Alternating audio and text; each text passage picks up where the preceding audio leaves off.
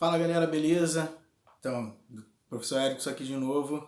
Hoje eu estou com o volume 2 ainda, História 1, página 26, capítulo 8, República Oligárquica, Revoltas Rurais.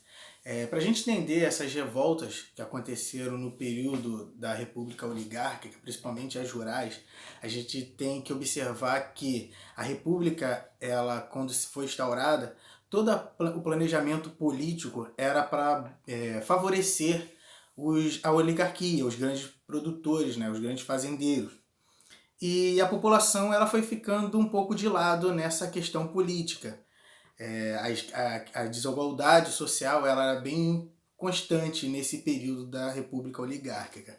E surgiram algumas revoltas populares, como a Guerra do Canudos, né?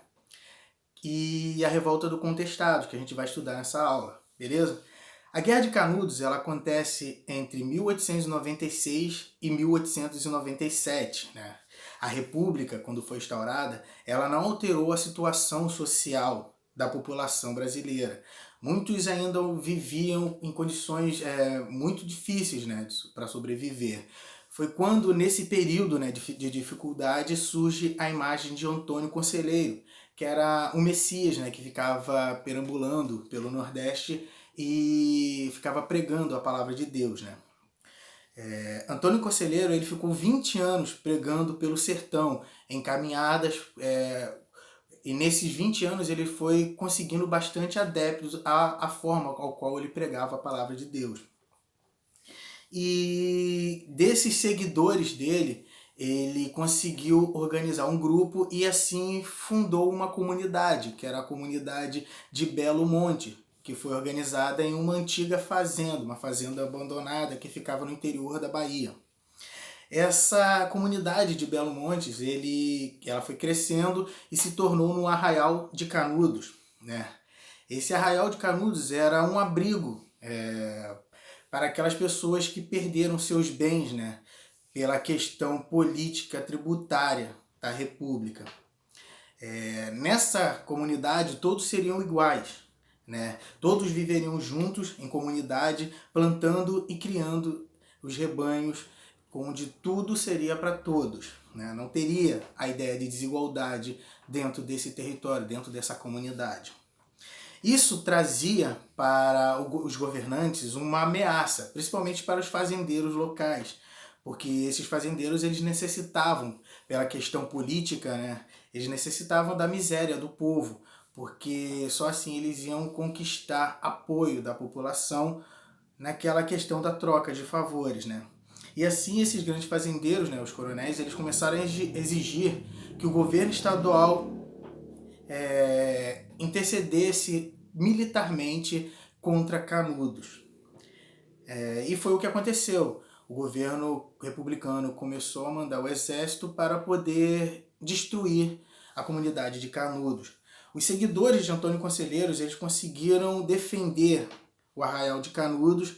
Eles usavam facões, foices, enxadas, madeira, né? Qualquer coisa que fosse utilizado como arma para poder se defender. E eles conseguiram se defender durante bastante tempo. Durante as 3 primeiras expedições militares da República, os seguidores de Antônio Conselheiros conseguiram se manter firme no Arraial de Canudos. Só na 4ª expedição é que o exército republicano teve êxito e conseguiu destruir e matar todas as pessoas que viviam nessa comunidade de Canudos. E assim a República põe fim a essa comunidade como uma forma de manter o respeito da República para a população, né? O conflito da Guerra do Contestado tem praticamente o mesmo viés, que é a questão social.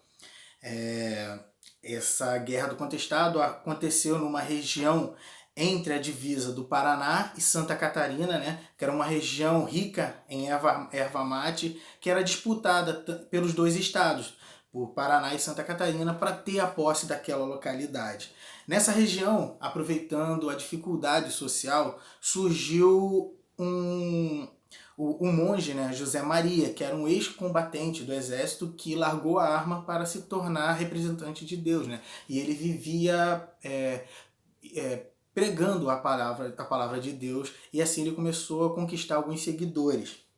Ele liderava um grupo de fanáticos religiosos, né, que seguiam a religião católica, que eram principalmente contra a república, né? Eles desejavam a volta da monarquia, e isso vai garantir bastante dificuldade para eles, porque a república não ia aceitar isso, né?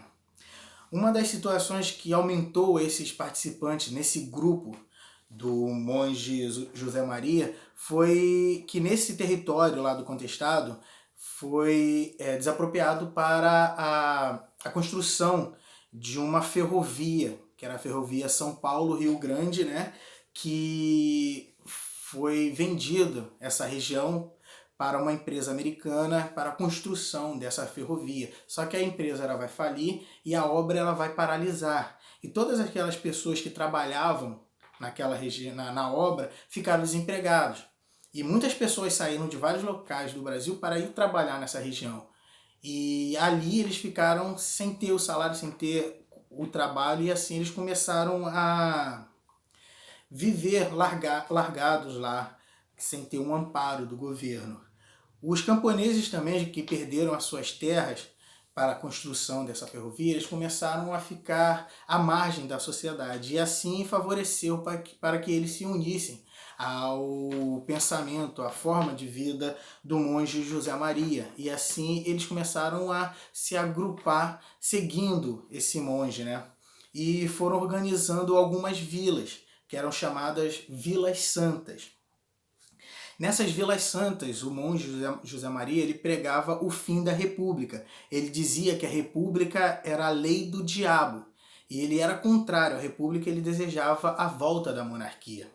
E isso afetou, né, bastante a ideia de república, e a república não ia deixar isso dessa forma.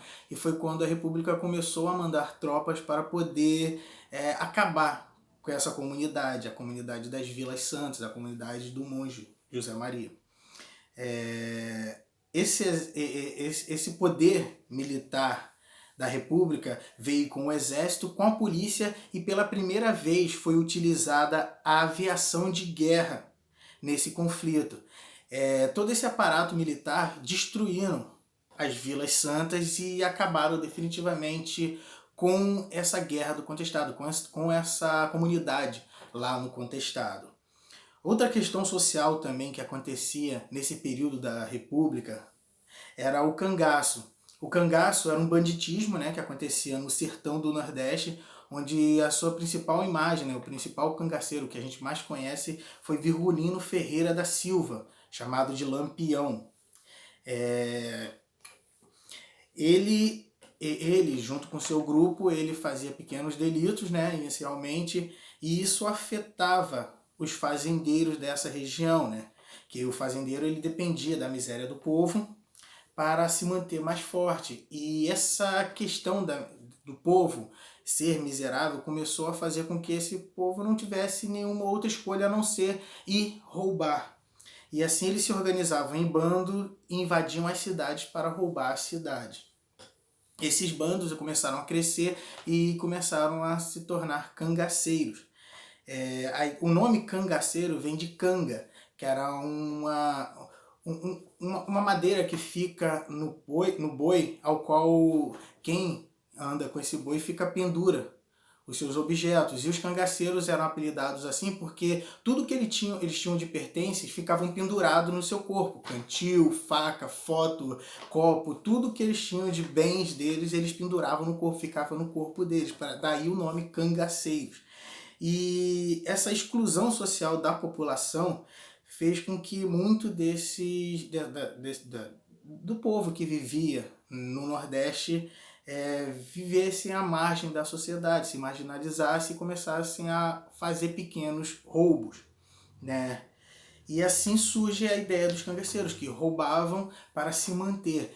Tem a ideia também de alguns historiadores que falam que essa ideia de cangaço, de banditismo, era um banditismo social, que muitos desses cangaceiros eles roubavam dos ricos para poder dar uma parte aos pobres, para manter os pobres, né? E alguns dizem também que alguns cangaceiros eram contratados pelos fazendeiros para manter a autoridade do coronel em algumas províncias. Outra questão social que aconteceu nesse período, também na área rural, foi a sediação de Juazeiro, que aconteceu em 1914. Né? E essa sediação de Juazeiro foi uma revolta popular que teve cunho religioso, né? Que aconteceu no interior do Ceará, onde foi liderada por Cícero Romão Batista, o Padre Cícero, que é muito conhecido no Nordeste como o Padinho, Padre Cícero, né? E essa revolta ela inicia pela disputa entre oligarquias, entre grandes fazendeiros dessa área por poder político, onde uma família tradicional, a família Accioli, ela durante bastante tempo ela tinha o poder político e organizava aquela sociedade ali. E na questão desse conflito político, a república em si tira a família Accioli do poder para colocar outra família. E isso não é aceita pela população daquela região e principalmente pelo apoiador da família Accioli, que era o Padre Cícero. E o Padre Cícero, junto com um deputado federal, Floro Bartolomeu, eles vão se juntar e vão organizar um levante social contra a família que estava governando naquele momento. E assim inicia uma guerra santa, ao qual eles desejavam uma melhoria para a sociedade que vivia ali naquela região, né, no Ceará. Essa guerra ela vai durar algum tempo e o governo, a república, ela vai observar isso e vai ceder ao intuito do Padre Cícero, né, e vai organizar uma nova eleição naquela região, ao qual a família Accioli vai voltar ao poder político e assim organizar novamente aquela região, aquela província. Valeu, galera, beleza? Continue com os estudos de vocês, fazendo exercício. Abraço!